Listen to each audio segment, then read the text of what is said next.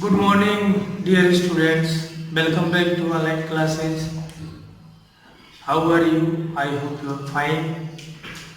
In previous lecture, I was discuss what do you mean by atoms and what do you mean by molecules. Clear? Today, I will discuss what do you mean by atomicity and what do you mean by ions. Understood? Firstly, I will discuss what do you mean by atomicity. Atomicity. अगर आपसे पूछ दिया जाए what is atomicity, atomicity क्या है? आप कहते हो the numbers of atom, the number of atom, the numbers of atom present in molecules is known as atomicity. Atomicity. समझ में आ रहा होगा कि the numbers of atoms present in molecules is known as atomicity. किसी atom में कितने numbers of atom, किसी molecule में कितने नंबर्स ऑफ एटम प्रेजेंट है, वो इसको क्या कहलाती है? एटॉमिसिटी कहलाती है. जैसे अगर एग्जांपल से समझोगे तो कहोगे कि इधर मैंने लिख दिया मॉलिक्यूल, क्या लिख दिया? मॉलिक्यूल्स. इधर लिख दिया एटॉमिसिटी, क्या लिख दिया? एटॉमिसिटी. और एटॉमिसिटी आप जानते हो क्या है? नंबर्स ऑफ एटम्स है. क्लियर? जैसे मान लो मैंने लिख दिया SO2 मॉलिक्यूल, तो SO2 मॉलिक्यूल में कितने एटम है? एक सल्फर है और दो ऑक्सीजन है, तो टोटल नंबर्स ऑफ एटम कितने हो गए? 3 हो गए. तो इसको अगर इसका एटॉमिसिटी नेम दे सकते हो तो कह सकते हो ट्राई एटॉमिक. क्या कर सकते हो? Try atomic. क्लियर? ध्यान दीजिएगा. अगर मान लो मैं हीलियम कर दिया, हीलियम मॉलिक्यूल्स कर दिया, नियॉन को कर दिया, इन दोनों की जो एटॉमिसिटी है वो कितना है? 1 है. तो इस मॉलिक्यूल को क्या कहेंगे? Mono atomic. क्या कहेंगे? Mono atomic molecule. क्या कह देंगे? Mono atomic molecule. क्लियर? या दूसरे वर्ड में कह सकते हो, जैसे मान लो CH4 हो जाएगा, हाउ मच? 4 हाइड्रोजन और 1 carbon. Total number of atom कितने हो जाएंगे? 5 हो जाएंगे. तो इसको क्या कहोगे? पेंटा एटॉमिक. क्या कह दोगे? पेंटा एटॉमिक. क्या कह दोगे? पेंटा एटॉमिक. अंडरस्टूड? आई मीन आप लोग को एटॉमिसिटी पूरा क्लियर समझ में आ गया होगा. दूसरे वर्ड में अगर एक कह देता है PO4 3-, इसमें कितनी एटॉमिसिटी है? तो आयन से मतलब नहीं है, नंबर ऑफ एटम देखेंगे. 4 ऑक्सीजन और 1 फास्फोरस, तो टोटल कितने हो जाएंगे? 5 हो जाएंगे. तो इसकी एटॉमिसिटी भी क्या हो जाएगी? पेंटा एटॉमिक मॉलिक्यूल. पेंटा एटॉमिक मॉलिक्यूल. अंडरस्टूड? नेक्स्ट हम लोग स्टडी करेंगे आयंस के बारे में. क्या जानेंगे? आयंस के बारे में. तो अगर आपसे कोई एटॉमिसिटी पूछ दे, एटॉमिसिटी बेस पे उस मॉलिक्यूल का नेचर पूछ दे कि मोनोएटॉमिक है, डायएटॉमिक है, पॉलीएटॉमिक है, तो आप बता सकते हो कि जिस एटम के पास जिस मॉलिक्यूल के पास एक एटम प्रेजेंट है उसको मोनोएटॉमिक कहते हो. जिसके पास 2 प्रेजेंट है उसको क्या कहते हो? डायएटॉमिक कहोगे. जिसके पास 3 प्रेजेंट है उसको क्या कहोगे? टेट्रा कह दोगे. या ओवरऑल कह सकते हो कि 1 को मोनो, 2 को डाई, और जब 2 से अधिक होंगे तो हम लोग क्या कर देंगे? पेंटा एटॉमिक मॉलिक्यूल कर देंगे. क्या कर देंगे? पेंटा एटॉमिक मॉलिक्यूल कर देंगे. क्लियर?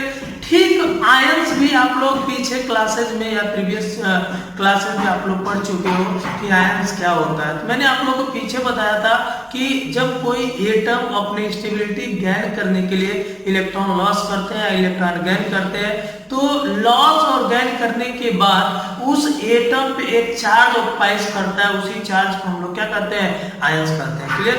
जैसे आप दूसरे वर्ड में कह सकते हो, अगर पूछे व्हाट इज बाय आयन, तो कह दोगे एन एटम लॉस और गेन ऑफ इलेक्ट्रॉन एराइज और चार्ज आइदर पॉजिटिव और negative is known as ions. Clear?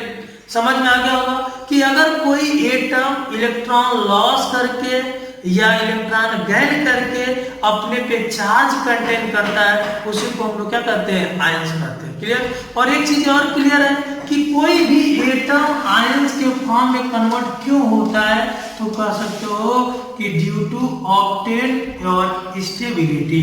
अपनी स्टेबिलिटी ऑब्टेन करने के लिए एटम क्या करना चाहता है, इलेक्ट्रॉन लॉस करता है या इलेक्ट्रॉन गेन करता है। Clear.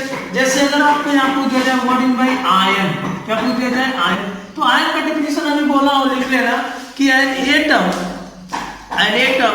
loss or gain of electron and contain either positive or negative charge is known as ions। Clear.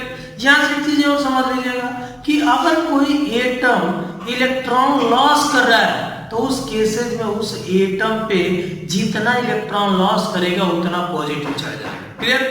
दूसरे केस में अगर जो एटम जितना भी इलेक्ट्रॉन गैन करेगा तो जितना गैन करेगा उस पे उतना नेगेटिव चार्ज अराइज होगा। Clear.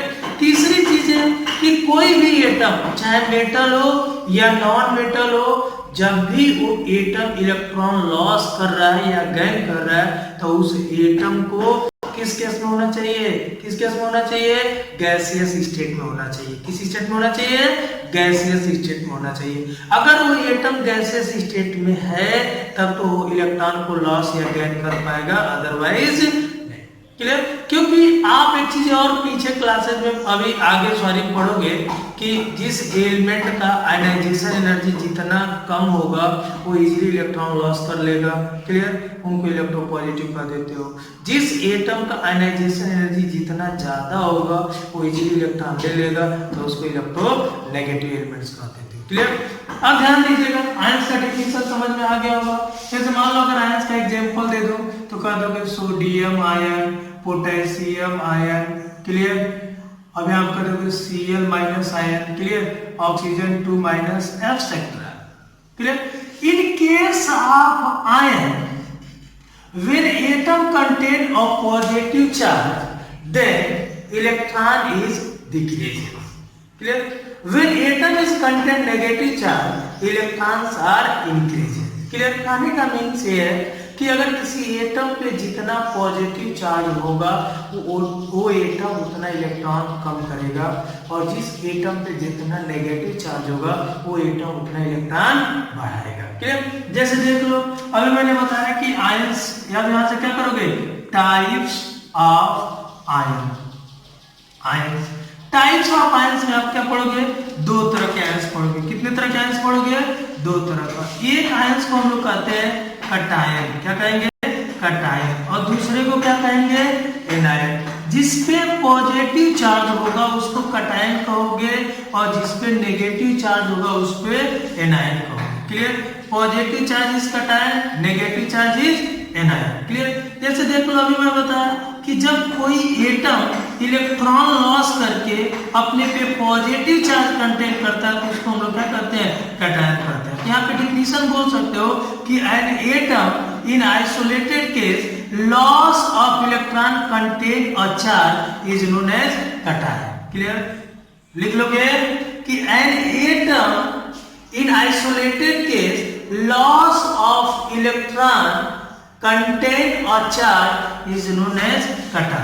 like as sodium atom in gaseous state में एक इलेक्ट्रॉन लॉस कर दिया और क्या बना लिया, सोडियम आयन बना लिया। क्लियर। अब देखो यहाँ पे समझना, इसको हम लोग कहेंगे कटायन। क्या कहेंगे, कटायन। देखो इस केस में सोडियम के पास इलेक्ट्रॉन कितने थे, 10 थे।